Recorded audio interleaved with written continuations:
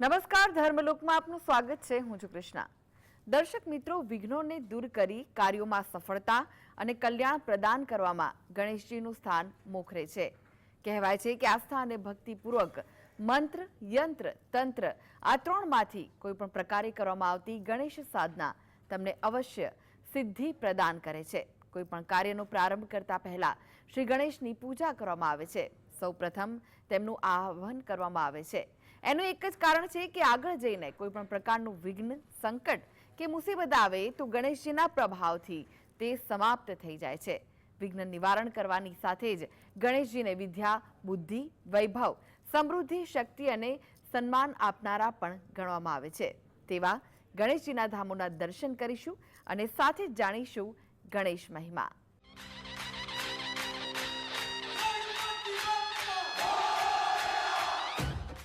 ગજાનન ગણેશ વિઘ્નહર્તા, દુંદાળા દેવ, અનેક નામો સાથે ગણના અધિપતિ ગણેશ આ ધરતી પર બિરાજમાન છે. ત્યારે જો વાત ગુજરાતની હોય તો ગુજરાતભરમાં પ્રખ્યાત એવા શ્રી ગણપતિ દાદાનું મંદિરમાં મહેસાણા જિલ્લાના ઊંઝાથી માત્ર 4 કિલોમીટરના અંતરે પુષ્પાવતી નદીના કિનારે આવેલું એઠોરમાં શ્રી ગણપતિ દાદાનું ભવ્ય મંદિર આવેલું છે. ખૂબ જ સુંદર અને રમણીય ગામ એઠોરમાં ગજાનન ગણેશ સદીઓથી બિરાજમાન છે. ગુજરાતમાં ગણપતિ બાપ્પાના અનેક મંદિરો છે, જે ક્યારેક દાદાની મૂર્તિના કારણે તો ક્યારેક બાપ્પાના આગવા અસ્તિત્વને લઈને ભાવિકોમાં પૂજનીય છે. જેમાં એક નામ છે ગુજરાતના મહેસાણા જિલ્લાના ઊંઝા તાલુકામાં આવેલા એઠોર ગામના ગણપતિ દાદા. આ મંદિરમાં સમગ્ર ગુજરાત અને ભારતમાં એકમાત્ર માટીથી બનાવેલી ગણેશજીની પ્રતિમાની આરાધના વર્ષોથી થઈ રહી છે. આ મંદિર સાથે અનેક દંતકથાઓ પણ જોડાયેલી છે. કહેવાય છે કે આ મંદિરમાં સ્થાપિત ગણપતિ બાપ્પાની મૂર્તિ પાંડવકાલીન છે. તો વળી એક લોકવાયકા એવી પણ છે કે આ મંદિરના ઇતિહાસ સાથે સોલંકી કાળ પણ જોડાયેલો છે. આ મંદિર 1200 વર્ષ પુરાણિક મૂર્તિ છે. માટીમાંથી બનાવેલી છે, પંચધાતુની નથી, પરંતુ માટીમાંથી જ બનાવેલી છે. આ મૂર્તિ ડાબી સૂંઢવાળા ગણપતિ દાદા તરીકે ઓળખાય છે. અને દાદાને માગશર વધ ચોથના દિવસે ચોથ લેવાની, મૂકવાની અહીંયા વ્યવસ્થા કરેલી હોય છે. ચૈત્ર સુદ ત્રીજ, ચોથ અને પોચમ 3 દિવસ રોજ લોકમેળો ભરાય છે. અને ચૈત્ર સુદ ચોથના દિવસે સાંજે 5 થી 6 કલાક વર્ષના શુકનફળ જોવામાં આવે છે. અને માગશર વધ તેરસને દિવસે ધજા આરોહણ પણ કરવામાં આવે છે. અને દર મહિનાની ચોથના દિવસે ભાવિક ભક્તો દર્શન કરી દાદાના રાત્રે ચંદ્ર દર્શન કરી અને પૂજા કરીને ભોજન લે છે. ગણપતિ જે મંદિર છે એની ખાસિયત શું છે? છાણના લીપણમાંથી તૈયાર કરેલું છે? ના, દાદાની મૂર્તિ માટીમાંથી જ બનાવેલી છે. પંચધાતુમાંથી બનાવેલી નથી, પરંતુ માટીમાંથી જ બનાવેલી છે. કેટલું જૂનું હશે? 1200 વર્ષ જૂની છે મૂર્તિ. અને દર ચોથે કેવી રીતે લીપણ કરવામાં આવે? દર ચોથે સિંદૂર અને ઘીનો લેપ કરવામાં આવે છે. અમદાવાદથી માત્ર 2 કલાકના અંતરે એટલે કે મહેસાણાના ઊંઝા તાલુકામાં એઠોર નામનું ગામ છે. અહીં ગણપતિ મંદિર લગભગ 1200 વર્ષ જૂનું હોવાની માન્યતા છે. કહેવાય છે કે આ મંદિરમાં રહેલી ગણપતિજીની પ્રતિમાનો સંબંધ પાંડવ યુગ સાથે છે. આ ઉપરાંત પ્રાચીન સમયમાં સોલંકી રાજવીઓ અવારનવાર એઠોર આવીને પૂજન અર્ચન કરતા અને મહાન કાર્યના શુભારંભ પ્રસંગે અહીં પૂજન કર્યા બાદ જ તેઓ આગળ વધતા હતા. આ મંદિરની સ્થાપના સાથે એક કથા પણ જોડાયેલી છે. એવું કહેવાય છે કે જ્યારે ઇન્દ્રના લગ્ન હતા ત્યારે ગણપતિજીને તેની સૂંઢ અને વિચિત્ર દેખાવનું કારણ આપી આમંત્રિત નહોતા કરાયા. પરંતુ જાન એઠોર અને ઊંઝા વચ્ચે આવેલા સોમનાથ મહાદેવના મંદિર નજીક પહોંચી ત્યારે ગણેશજીના કોપના કારણે જાનમાં જોડાયેલા તમામ રથ તૂટી ગયા. આ ઘટના બનવાનું કારણ સમજાયા બાદ દેવોએ ગણેશજીને મનાવવાના પ્રયત્નો શરૂ કર્યા. જાનમાં આવેલા તમામ દેવી દેવતાઓ ઘોડા બળદ બાંધીને પુષ્પાવતી નદી કિનારે આવ્યા અને પૂજન અર્ચન કરીને ગણેશજીને પ્રસન્ન કર્યા. આ પ્રસંગે એઠોરના તળાવના કિનારે ગોઠ વેચી હતી. દંતકથા મુજબ આ તળાવ ગોથ્યું તળાવ તરીકે પ્રચલિત છે. આ સિવાય નદી કિનારે 33 કરોડ દેવતાઓનું નાનકડું મંદિર પણ છે. દેવોએ ગણપતિને મનાવ્યા બાદ ભગવાન ગણેશ પણ જાનમાં જોડાયા. ભારે કાયાવાળા ગણેશજી વધુ ચાલી શકે તેમ ન હોવાથી ભગવાન શંકરે ગણેશજીને અહીં ઠેર એમ કહ્યું. કહેવાય છે કે આ શબ્દો પરથી જ ગામનું નામ એઠોર પડ્યું છે. હું અહીંયા આ ટ્રસ્ટની અંદર સહમંત્રી તરીકે માદદ સેવા આપી રહ્યો છું. સુધીરભાઈ, અત્યારે હાલ મંદિર પરિસર દ્વારા શું શું સેવા કરવામાં આવી રહી છે, કેટલી લોકોની આસ્થા અહીંયા જોડાયેલી છે? મંદિર પરિસરમાં એક તો પહેલાં માટે ભોજનની વ્યવસ્થા ઉત્તમ છે. અમારા ત્યાં 50 રૂપિયામાં લાડુ, દાળ ભાત, 2 શાક, પૂરી અને ખૂબ સારી સર્વિસ આપીએ છીએ અમે એમાં. રહેવા જમવાની સહિતની વ્યવસ્થા રહેવા માટે અહીંયા અતિથિ ભવન બનાવેલું છે. એમાં નોન એસી રૂમ લેવા તો 300 રૂપિયા, એસીવાળા રૂમ લેવા તો 600 રૂપિયા. મારા હોલની પણ સગવડ છે. અને અમારો જે અતિથિ ભવન ખરું ને એકદમ બેસ્ટ ક્વોલિટી બનાવેલું છે. લોકો કેવી રીતના આસ્થા લઈને અહીંયા જોડાયેલા છે અને કેવી રીતના તમારી સેવાનો લાભ લઈ રહ્યા છે? આ મંદિર પૌરાણિક મંદિર છે આપણો, અને ડાભી સુંડાળા મંદિર લગભગ ગુજરાતમાં કોઈ જગ્યાએ છે નહીં. મારા એટલે વિશેષ મહત્વ એનું છે. એમ કેવી રીતના લોકો આસ્થા લઈને આવે છે, કેવી પૂરી થાય છે? લોકોની આસ્થા એવી હોય છે કે આપણે કંઈક ધારેલું કામ હોય તો ફટાફટ કામ થઈ જાય છે એમનું દાદા પ્રત્યેનું. એમ પછી અહીંયા દર ચોથના દિવસે અમારે ફરારની વ્યવસ્થા કરી છે, ફ્રીમાં આપીએ છીએ અમે. મારા મોરિયાની પ્રસાદી બનાવીએ છીએ અમે, અને લગભગ 3,000 થી 4,000 માણસ પ્રસાદી લે છે એ દિવસે. હું મારા બાબાને એક ઇન્ટરવ્યૂ આપ્યું હતું, તો ઇન્ટરવ્યૂ વખતે જ મેં દાદાની જે મારી મનમાં હતી ઈચ્છા એમ પ્રગટ કરી મનમાં, અને રિઝલ્ટ પડ્યું બીજા દિવસે, તો એ સફળતા મળીને અને એને નોકરી આવી ગઈ. કેવી રીતના સેવા ચાકરી કરો છો? કેટલા વર્ષોથી અહીંયા આવો છો? રોજ સવારે કેવી રીતના દર્શન? અહીંયા અમે કોલેજ કાળ દરમિયાનથી આવીએ છીએ, એટલે લગભગ 40 વર્ષથી આવું છું. લોકોની કેવી આસ્થા જોડાયેલી? લોકો ખૂબ આવે છે, આખા જિલ્લામાંથી આવે છે, અને હવે તો મહારાષ્ટ્રમાંથી પણ આવે છે. ગણેશજી એઠોરમાં રોકાયા. શિવજી, પાર્વતીજી અને કાર્તિકજી જાનમાં આગળ ચાલ્યા, પરંતુ થોડે દૂર ગયા બાદ માતા પાર્વતીજીને પોતાના દીકરાને મૂકીને જાનમાં જવાની ઈચ્છા ન થઈ, એટલે તેઓ ઊંઝામાં રોકાઈ ગયા, જ્યાં આજે ઉમિયા માતાજીનું મોટું મંદિર છે. જાન આગળ વધી તો પોતાના ભાઈ અને માતા વગર આગળ વધવાનું ન ગમતા કાર્તિકેયજી સિદ્ધપુર રોકાયા, જ્યાં આજે પણ કાર્તિકેયનું મંદિર છે. બસ ત્યારથી ભગવાન ગણેશ અહીં સ્થાપિત થયા છે. અરે ભાઈ, અમે તો નાનપણથી જ આ ગણપતિમાં હતા. અમે અહીંયા નાની ઓયડીમાં ભણતા, દાદાની હવામાં પૂજા કરતા, આરતી કરતા, અને એ શ્રદ્ધાથી હજી અમે મારી પ્રગતિ આખી જિંદગી પર સળંગ ચાલુ રહી, અને જે શ્રદ્ધાથી હું જીવ્યો છું, અને જે ખરેખર બેંકમાં મને એ હિસાબે નોકરી બી મળી, હું રિટાયર્ડ બી થયો, અને આનંદમય જીવન જીવું છું. દાદાની શક્તિ ભક્તિ મારા માટે ઉત્તમ છે. હું ઊંઝાથી આવું છું. હું અહીંયા એઠોર ધામમાં ઘણા વર્ષોથી આવું છું અવારનવાર, અને મારી બધી માનતાઓ પૂર્ણ થઈ છે. અને આ વર્ષો પુરાણું મંદિર છે. આ મંદિર ગુજરાતમાં આવું કોઈ જગ્યાએ નથી, અને કોઈ પણ માણસ અહીંયા જે આસ્થા રાખે છે એની 100% પૂર્ણ થાય છે એવી મને ખાતરી છે. એમ દર્શન કરીને કેવો આનંદ આવે? અને આ મંદિરમાં દર્શન કર્યા પછી આપણને એટલો બધો આનંદ થાય છે ને કે કોઈ જગ્યાએ આવો બીજો આનંદ નથી થતો. એમ હાલમાં મંદિર પરિસર દ્વારા ખાસ વિશેષ આયોજન મંદિરમાં કરવામાં આવી રહ્યું છે. મંદિરમાં ચોથ અને મંગળવાર હોય કે રવિવાર હોય ત્યારે ખાસ જમવા સહિત રહેવાની વ્યવસ્થા પણ કરવામાં આવી છે. તો એઠોર ગણપતિ મંદિર ખાતે હાલમાં મંદિર સોનાની મૂર્તિ સ્વરૂપે કોતરણી લોકોમાં ભારે આકર્ષણનું કેન્દ્ર છે. વર્ષો જૂના આ મંદિરની ખાસિયત એવી છે કે મહિના અને વર્ષના ખાસ દિવસે ગણપતિજીને પહેલા સિંદૂરથી લેપ કરવામાં આવે છે, અને આ પ્રતિમા ફરીવાર તાજગી સાથે આકર્ષણ જમાવે છે. જ્યારે બી અમે અહીંયા મહેસાણા આવવાનું થાય મારા પિયર, એટલી વખત મારા બધા જ પરિવારજનો સાથે ભેગા મળીને અહીંયા આવીએ છીએ. એકદમ મનને માનસિક પરમ શાંતિ મળે છે, અને ખૂબ જ આનંદ થઈ જાય છે. મન એકદમ પ્રસન્ન રહે છે. લોકોની બહુ જ માનતા છે આ મંદિરમાં, કારણ કે આ બહુ પ્રાચીન મંદિર છે, અને અહીંયા લોકોની ઘણી માનતાઓ પૂરી થાય છે. મેં હજુ એવી કોઈ બાધા નથી લીધી, બસ હું મારા મનની શાંતિ માટે જ અહીંયા આવું છું. હું મહેસાણાથી આવ્યો છું. મને બહુ આનંદ આવ્યો અહીંયા હું ઘણી વખત અહીંયા આવું છું. અહીંયા જે વાઇબ્રેશન અલગ જ ટાઈપની મળે છે. અહીંયા આવતા સાથે જ બધું સારી કામનેસ મળે છે, અને અહીંયા જે ભગવાનના દર્શન થાય છે બહુ શાંતિથી થાય છે. ખૂબ આનંદ થયો પ્રિયતમ. બહુ આનંદ. ત્યાં આવો છો, અવારનવાર આવો છો? અવારનવાર પરિવાર સાથે ફૂલ ફેમિલી આવીએ છીએ. એઠોરમાં રહેલું ડાબી સુંઢવાળા ગણપતિ દાદાનું મંદિર દુનિયાભરના શ્રદ્ધાળુમાં આકર્ષણનું કેન્દ્ર છે. અંદાજિત 1200 વર્ષ જૂના આ મંદિરમાં બિરાજમાન ગણપતિ દાદાની મૂર્તિ ધાતુ કે પથ્થરમાંથી નહીં પરંતુ માટીમાંથી બનાવાઈ છે, જેના પર સિંદૂર અને તેલનો લેપ લગાવેલો છે. ગણપતિજીની આ દુર્લભ મૂર્તિના દર્શન કરવા અને આશીર્વાદ લેવા માટે ભક્તો દૂર દૂરથી ગણેશજીના આ ધામમાં ઉમટી પડે છે. સંકેત સિડાણા સાથે ધર્મલોક ડેસ્ક, GSTV.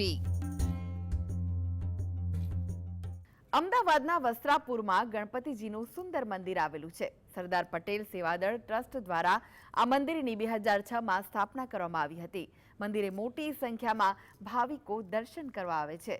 વર્ષો પહેલા ગણેશ પંડાલમાં ગણપતિ બેસાડવામાં આવતા હતા. ગણેશ મંદિરમાં ભગવાન ગણેશજીની સાથે જ રિદ્ધિ સિદ્ધિ પણ બિરાજમાન છે. ગણેશ મંદિરમાં ભગવાન ગણેશના દર્શનની સાથે અન્ય શ્રદ્ધા સ્થાનો પણ છે. મંદિરમાં ગણેશજીની અખંડ જ્યોત પ્રજ્વલિત છે. હિન્દુ ધર્મમાં કોઈ પણ શુભ કાર્યની શરૂઆત ગજાનંદ ગણપતિના આશીર્વાદથી કરવામાં આવે છે. ભાવિકોમાં ગણપતિ દાદાની અનેરી આસ્થા રહેલી છે. સમગ્ર ભારતભરમાં ગજાનંદ ગણપતિની આસ્થા અતૂટ છે. અમદાવાદના વસ્ત્રાપુરમાં ગણપતિનું સુંદર મંદિર આવેલું છે. સરદાર પટેલ સેવાદળ ટ્રસ્ટ દ્વારા આ મંદિરની 2006માં સ્થાપના કરવામાં આવી હતી. આ મંદિરે મોટી સંખ્યામાં ભાવિકો ગણેશજીના દર્શનાર્થે ઉમટી પડે છે. અમને બહુ જ સારું લાગે છે. ગણપતિનું જ્યારથી મંદિરની સ્થાપના થઈ ત્યારથી જ હું આવું છું. એના પ્રાણ પ્રતિષ્ઠામાં પણ હું હાજર હતી અને મને બહુ જ સારું લાગે છે કે દિવસમાં હું જ્યારે બી મંદિરમાં આવું, કદાચ કોઈક દિવસ રહી જાય તો એમ થાય કે આજે કેમ ના આવ્યું મારાથી એમ. એને બહુ જ સારું લાગે છે મને. માનતા તો નથી માની, પણ મારી બધી ભગવાન ઈચ્છા એમ જ પૂરી કરે છે. કોઈ મને એવું છે નહીં કે મારે કોઈ માનતા માની હોય કે, પણ ભગવાન મારી ઈચ્છા પૂરી કરી છે. વર્ષો પહેલા ગણેશ પંડાલમાં ગણપતિ બેસાડવામાં આવતા હતા. ગણેશ મંદિરમાં ભગવાન ગણેશજીની સાથે રિદ્ધિ અને સિદ્ધિ પણ બિરાજમાન છે. ગણેશ મંદિરમાં ભગવાન ગણેશના દર્શનની સાથે અન્ય શ્રદ્ધા સ્થાનો પણ આવેલા છે. અહીંયા આ મંદિરમાં ગણેશજીની અખંડ જ્યોત પ્રજ્વલિત છે. જ્યારે મંદિરની સ્થાપના કરવામાં આવી ત્યારે ગણેશપુરાથી અખંડ જ્યોત અહીં લાવવામાં આવી હતી અને આસ્થારૂપી આ અખંડ જ્યોત આજે પણ અહીં અવિરત રીતે પ્રજ્વલિત છે. કે અત્યારે અમે છેલ્લા 38 વર્ષથી અહીંયા વસ્ત્રાપુર ખાતે અમારું સરદાર પટેલ સેવાદળ ગણેશ મહોત્સવનું આયોજન કરતું હતું.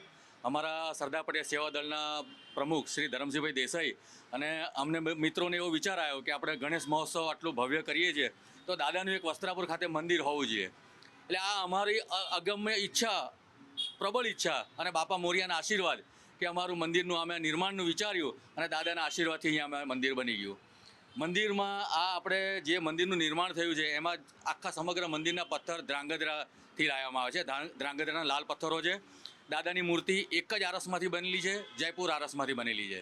અને અહીંયા જે આવો અને જે અહીં અમે 3 દિવસનો પ્રાણ પ્રતિષ્ઠા મહોત્સવ કર્યો હતો, ભવ્ય આયોજન કર્યું હતું. આખા ગામને 3 દિવસ અમારે જમણવારને એવો પ્રસંગ ચાલ્યો હતો.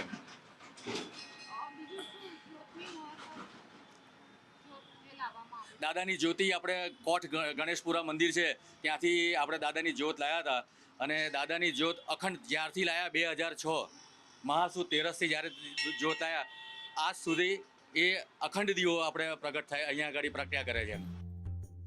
અમદાવાદમાં વસ્ત્રાપુર ગાર્ડન પાસે વિઘ્નહર્તાના મંદિરનું નિર્માણ કરવામાં આવ્યું. જયપુરના આરસ પહાડમાંથી તૈયાર કરેલા દાદાની પ્રતિમા જોતા જ જાણે દાદા સાક્ષાત ભક્તોને આશીર્વાદ આપતા હોય તેવું લાગે છે.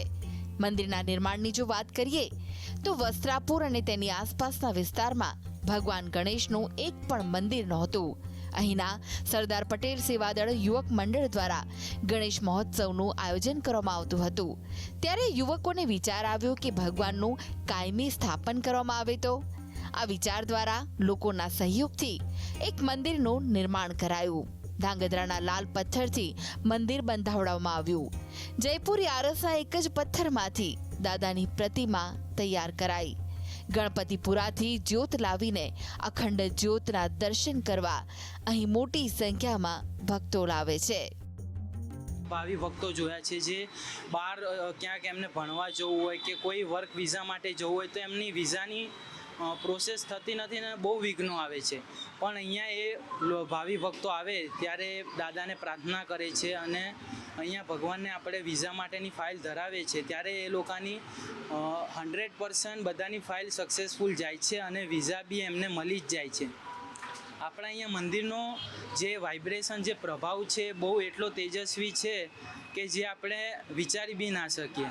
અને અહીંયા ગણપતિ દાદાને આપણે રોજ ભગવાનનો શ્રૃંગાર રોજ ટુ રોજ બદલવામાં આવે છે. જ્યાં દાદાને ધોતી અને ખેસ પહેરાવીને એમનો રોજ શ્રૃંગાર કરવામાં આવે છે. અહીંયા અમારે ઘણા એવા બધા ભાવિ ભક્તો છે જે બહાર ફોરેનમાં બી ઘણા બધા છે, લંડન, ઓસ્ટ્રેલિયા, જ્યાં અમે અહીંયાથી દર્શન બી એમને મોકલીએ છીએ. અષ્ટવિનાયકના દર્શનનું વિશેષ મહત્વ છે, ત્યારે અહીંયા આ મંદિરમાં અષ્ટવિનાયકના દર્શન પણ કરી શકાય છે. તો ચોથના દિવસે અહીં મોટી સંખ્યામાં દીપ પ્રજ્વલિત કરવામાં આવે છે અને આ માટે ખાસ મિનારો પણ તૈયાર કરાયો છે. નાના મોટા સૌ કોઈ વિઘ્નહર્તા પાસે મનોકામના લઈને આવે છે. કેટલાક દુખિયારા દુઃખ દૂર કરવા દાદાના દરબારમાં અરજ કરે છે, બાધા આખડી રાખે છે, ઊંધો સાથિયો કરે છે. બાધા પૂર્ણ થતાં જ સીધો સાથિયો કરી ભગવાનનો એક પ્રકારનો આભાર વ્યક્ત કરે છે. મેં હમણાં જ બેચલર પતાવ્યું જામનગરમાં અને હું માસ્ટર માટે અમદાવાદ આવ્યો હતો પણ ક્યાંય એડમિશન મળતું નહોતું. તો તે પછી મેં દાદાને પ્રાર્થના કરી કે મારું ક્યાંક એડમિશન થઈ જાય. તો થોડા જ સમયમાં જ મને એડમિશનનો કોલ આવ્યો હતો અને મારું એડમિશન થઈ ગયું છે. અને દાદાને પ્રાर्थना करो અહીંયા તમારી જે પણ मनोकामना હોય તે પૂરી થઈ જાય છે. हाँ, अनुभव ये है कि मैंने पहले एक स्कूल शुरू किया था, अभी 2 स्कूल हैं. मुझे गणेश जी पे पूरी आस्था और विश्वास है और इन्हीं मंदिर में मैं आती हूँ. 10 साल हो गए आते हुए. ત્યારે વસ્ત્રાપુર વિસ્તારમાં આવેલું મંદિર માત્ર વસ્ત્રાપુરના લોકો માટે જ નહીં પરંતુ શહેરના અન્ય વિસ્તારમાં પણ લોકો માટે આસ્થાનું કેન્દ્ર છે. અહીંયા ચોથ મંગળવારનું વિશેષ મહત્વ હોવાથી આ દિવસે ભગવાનના દર્શન કરવા મોટી સંખ્યામાં ભક્તો આવે છે. કેમેરામેન ભીખાભાઈ વ્યાસ સાથે ઝલક અધ્યારુ સાથે ધર્મલોક ડેસ્ક GSTV. તો દર્શક મિત્રો, આ સાથે જ આગળ જાણીશું ગણેશજીનો મહિમા. તે પહેલા લઈએ વિરામ.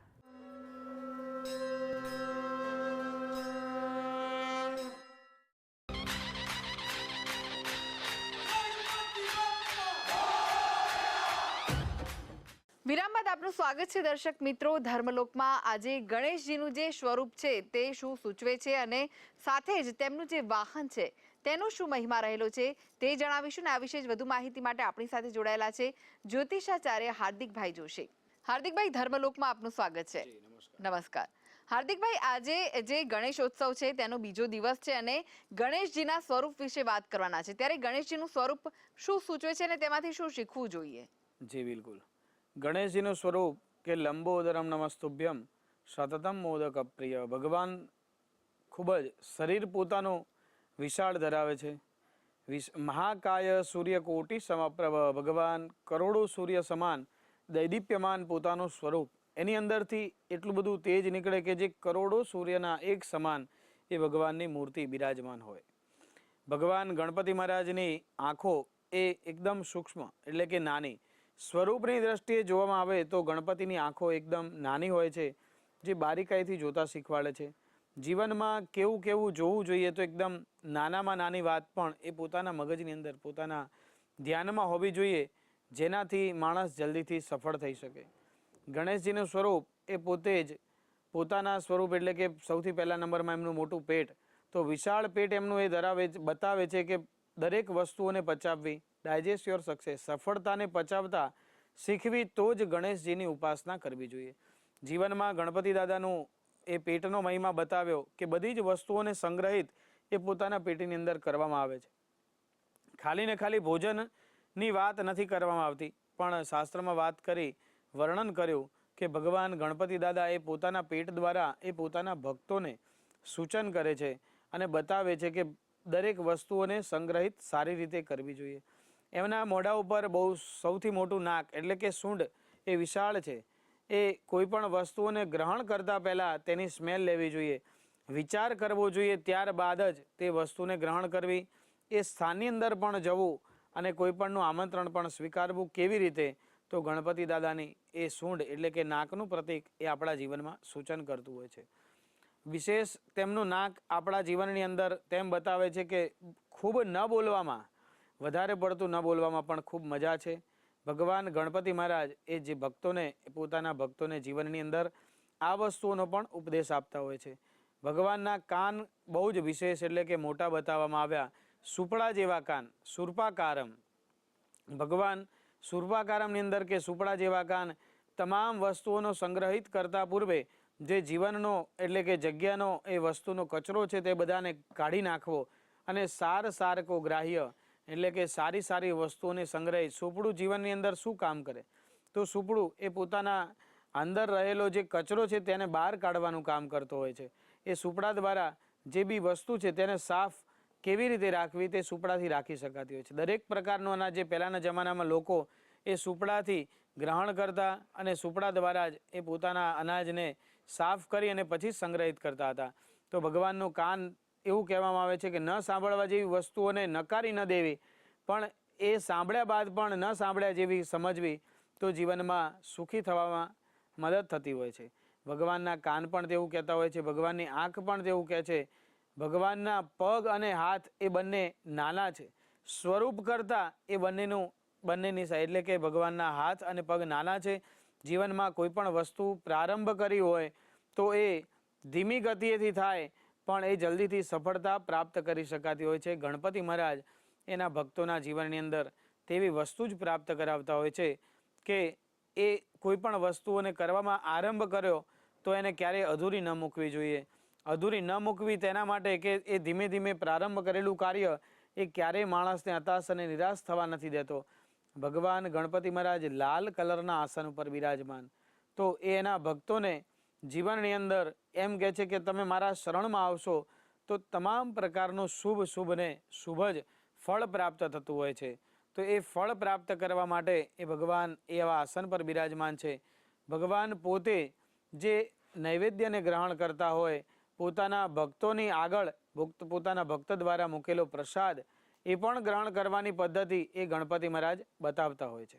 જી, આ ભગવાનના વાહનની જો આપણે વાત કરીએ તો આપણા આટલા બધા 33 કરોડ દેવી દેવતાઓ કહેવાય છે, અને તેમાં પણ ખાસ કરીને આપણે જો શિવ પરિવારની વાત કરીએ તો શિવ પરિવારમાં જે પણ ભગવાન છે, શંકર ભગવાન હોય, માતા પાર્વતી હોય, ગણેશજી હોય કે કાર્તિકેય હોય, દરેકના વાહન વિપરીત છે. શંકર ભગવાનનું વાહન નંદી છે, સાથે જ ગળામાં તેમણે સર્પ ધારણ કર્યો છે.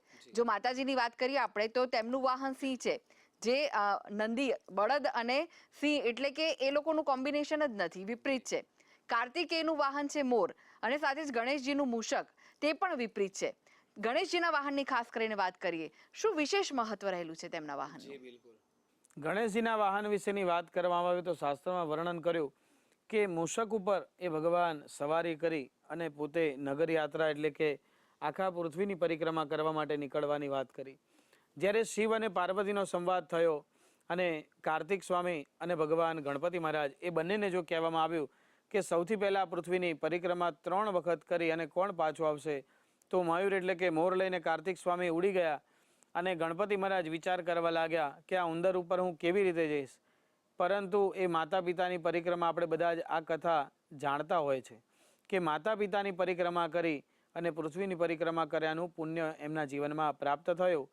અને ગણપતિ મહારાજ જે વાહન ધરાવે છે એ ભક્તોના જીવનની અંદર વાત કરે છે કે ઉદ્યમે નહીં સિદ્ધ્યંતી કાર્યાણી ન મનોરથઈ નહીં સુપ્તસ્ય સિંહસ્ય પ્રવિશંતિ મુખે મુગાહા. કે ગણપતિ મહારાજ એ ઉંદર રાખી અને ભક્તોને યાદ દેવડાવે છે કે જીવનમાં ઉદ્યમ કરતા રહેશો. જીવનમાં ક્યાંય પણ લેઝી માઉસ જોવા મળતું નથી. મૂષક એટલે કે ઉંદર છે તે ક્યારેય આળસ કરતો નથી. ભગવાન ગણપતિ મહારાજ કહે છે મારા ભક્તો જે પણ હશે તેમણે ક્યારેય આળસ ન કરવી જોઈએ. આળસનો ત્યાગ કરી અને જીવનમાં સક્સેસ થવા માટે કન્ટિન્યુ મહેનત એ વધારે કરતા જ રહેવું જોઈએ. તેના માટે કરી અને ભગવાન શ્રી ગણેશ એ પોતાનું વાહન મૂષક તરીકે રાખે છે. અને એ મૂષક દ્વારા જીવનમાં શું પ્રાપ્ત થાય કે મૂષક ક્યારેય સૂતું નથી હોતું, પણ મૂષક કંઈક ને કંઈક વસ્તુને એક્ટિવ એ કરતું હોય છે. જ્યારે બેઠું હોય તો પોતાની પૂંછડી હલાવતું હોય, પોતાના કાન હલાવતું હોય, પોતાનું મુખ હલાવતું હોય, કોઈ પણ વસ્તુઓને જોઈ એને પકડવા માટે દોડતું હોય. તો ભગવાન ગણપતિ મહારાજ કહે છે કે જે ભક્તો એ મારા દર્શન કરવા માટે આવે તો એ ગણપતિ મહારાજ એના ભક્તોના જીવનની અંદર એ જ ઉપદેશ આપતા હોય છે કે તમામ વ્યક્તિઓએ જીવનની અંદર કેવી રીતે ઉદ્યમ કરતા રહેવું જોઈએ. થોડું કામ કરી બેસવું, થોડું કામ કર્યા બેઠા તો જીવનમાં ક્યારેય સફળતા પ્રાપ્ત નથી થતી, પરંતુ કન્ટિન્યુ એટલે કે જે મૂષક જેવી રીતે એક્ટિવ છે તેવી જ રીતે એક્ટિવ રહેવું જોઈએ. જીવનમાં કેવી રીતે સફળતાને પ્રાપ્ત કરવી તો એ ગણપતિ દાદાનું વાહન એ આપણા જીવનમાં સૂચન કરતું હોય છે. એક્ટિવિટી, સિમ્બોલ ઓફ એક્ટિવિટી, કે મૂષકને જોઈએ ત્યારે આપણને એમ થાય કે આ કેટલું બધું દોડતું હોય છે. એને પકડવા માટે જો કોઈ પણ વ્યક્તિ એની પાછળ પડ્યો હોય તો એ આખો દિવસ હારી જાય પણ તે વ્યક્તિ એને પકડી નથી શકતો. એ મૂષકની અંદર જે તાકાત છે એ ગણપતિ મહારાજ જીવનની અંદર તમામ ભક્તોને જણાવે છે કે આવી જો સાહસ અને આટલું જ પરાક્રમ કરવું હોય તો જીવનની અંદર ગણપતિ મહારાજના વાહન એટલે કે ઉંદરની જેમ જીવનની અંદર મહેનત કરતા રહેવું જોઈએ. અને જે જ ઉદ્યમ સસલું એ સિંહના મોઢાની અંદર કે સિંહની આખી ગુફાની અંદર ફરીને પાછું આવી જાય જો સિંહ સૂતેલો હોય તો, પણ એનો એ જ સિંહ જો એક્ટિવ એટલે કે જાગતો હોય તો સિંહના પિંજરાની અંદર એટલે કે એની ગુફાની બહાર પણ જો સસલું ફરકી નથી શકતું. નહીં સુપ્તસ્ય સિંહસ્ય પ્રવિશંતિ મુખે મુરાહા, એ મૃગ પણ એ સિંહના મોઢાની અંદર લાફો મારીને પાછો નીકળી જાય જો સિંહ સૂતેલો હોય તો, પણ એ જ સિંહ જો એક્ટિવ હોય તો એ ક્યારેય એ સિંહને મારી નથી એ સસલાને મૃગને મારી નથી શકતો. એ આ જ વસ્તુ ગણેશજીનું વાહન ઉંદર પણ આપણા જીવનની અંદર આવા ઉપદેશો આપતું હોય છે. ને આ ઉપદેશ દ્વારા જીવનમાં દરેક ભક્તોએ અને દરેક વ્યક્તિઓએ આવો ઉપદેશ ગ્રહણ કરવો જોઈએ. જી હાર્દિકભાઈ, તમે ધર્મલોકમાં ઉપસ્થિત રહ્યા દર્શક મિત્રોને આજે સુંદર માહિતી આપી તે માટે આપનો આભાર. નમસ્કાર. તો દર્શક મિત્રો, આજે અમે ધર્મલોકમાં આપને ગણેશજીનું સ્વરૂપ શું સૂચવે છે, સાથે જ ગણેશજીનું જે વાહન છે મૂષક તેના વિશે માહિતી આપી અને સાથે જ ગણેશજીના ધામોના દર્શન કરાવ્યા. આવતીકાલે ફરી મળીશું, ફરી દર્શન કરીશું ગણેશજીના ધામના, સાથે જ જાણીશું ગણેશ મહિમા. આ સાથે જ મને રજા આપશો. નમસ્કાર.